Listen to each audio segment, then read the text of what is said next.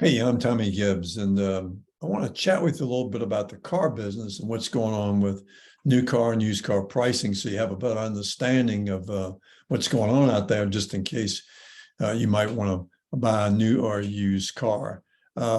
Most people know that there's a scarcity of automobiles right now, and most people believe that that is in part due to the chip shortage. You hear a lot about the chip shortage, so the manufacturers of new cars aren't building many new cars, and consequently, with a shortage, the law of supply and demand is in play. And if you go to buy a new car, you're going to pay window sticker. As a matter of fact, with some vehicles, you're going to pay over window sticker. Dealers are charging anywhere from $5,000 to maybe $15,000 over full window sticker for a new car. And if you're buying a used car, you're paying whatever the fair market value is of that car with a little or no discount. So a lot of people, again, think it's a chip thing, and that's only part of it.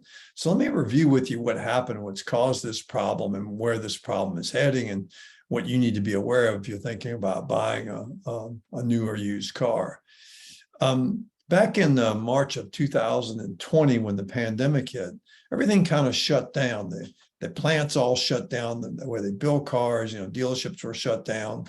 You or your business were probably shut down. And so that caused some serious problems, and the rental car companies were shut down. And here's that's where the biggest problem is. See, what happened was the rental car companies didn't have any business because nobody was traveling. You may remember the airports were empty. Nobody was going anywhere, right? So they unloaded their fleets, and they took major losses on their fleets of cars, but they got down to almost nothing. Well, as business started to come back, they needed cars, and the manufacturers, Ford, Chevrolet, Toyota, Honda, whoever it may be, they couldn't provide them with new cars. They were trying to keep their dealers in business with what few cars they could produce. And so the rental car companies weren't getting their normal slug of cars. Typically what happens is the rental car companies are in a cycle. They get X amount of cars each year. They order those cars, they get those cars, and then they take the cars they have in their fleet and bring them back out into the wholesale market where dealers buy them. Some consumers buy them as well, but the dealers buy them and they get resold to customers. And those cars are anywhere from 2 to 4 years old most of the time. And by the way, they're good cars. They're well equipped, and they really, they fill an important part of the market. But we don't have that going on right now. To magnify that, because the rental car companies can't get cars, what they've been doing is buying them from dealers. So if a dealer happened to have a new car in inventory, they're more than happy to pay the dealer full window sticker, which they never did in the past. And they're more than happy to pay the dealer full sticker, whatever that might be, for what dealer's used car. If a dealer's got a 1 or 2 year old used car on the lot, they're delighted to go buy that car and pay full window sticker on it. Now, they can pay, they meaning the rental car companies, they can pay a lot more money for a car than a dealer can. And the reason is they're not buying that car to turn around and sell it and make a one-time profit. They're buying that car and going to keep it for some period of time and make money on it week after week after week after week. And so consequently, this thing is going to go on for a good while, because it's going to be several years before the manufacturers can really get tooled back up. And with all the changes going on with electric cars and changing over to that type of platform, a type of plant, all these things are going to slow it down. So you're not going to see a real slug of new cars, which would help the used car business, because it would get those cars starting to go to the rental car companies, and then eventually they come back into the marketplace for people to be able to buy them.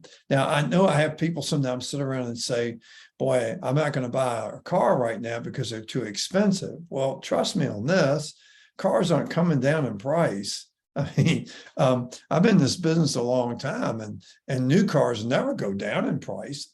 I mean, if they started producing a whole lot of new cars, they would still have a high price on them, but they would come out with rebates or interest rate programs or whatever, and you could call that a reduction. But the window sticker price on new cars, it goes up and up and up and up every year. I mean, it just doesn't come down. And so used cars are going to continue to hold their value, And so they're not going to get any cheaper. Now, you're a little bit in the driver's seat if you happen to have something to trade, because the dealers all want your car. And so you can get top dollar for your car, even though you may be paying top dollar for that new car or new or used car you're buying. You're going to get top dollar for your trade. And I would think that you'd be smart enough to realize you don't have to sell your car or trade your car to the dealer you're buying the new car from, or the used car from. Sometimes it's actually easy to do the transaction that way. And depending on the state you're in, there's some tax benefit for doing it that way. But you don't really have to do that.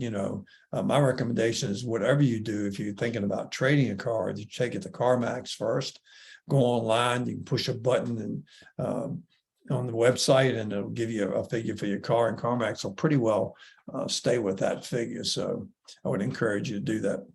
But I'm just trying to share with you what's going on out there, and that a lot of dynamics in play. And this is going to go on for a while. So if you think, okay, I'm going to wait 6 months or a year and prices are going to really drop, that ain't happening. That ain't going to happen. So you may as well go ahead. If you want a car, go ahead and buy the thing. Now I'm also, in the real estate business. So I'll give you some tips on that as well. But we will save that for another time. I'll do that on a different video. But anyway, this is my car segment. I hope you enjoyed it. Hope you learned something. And if I can help you, share any wisdom with you about buying a car, please reach out. Thanks and have a great day. See you. Bye.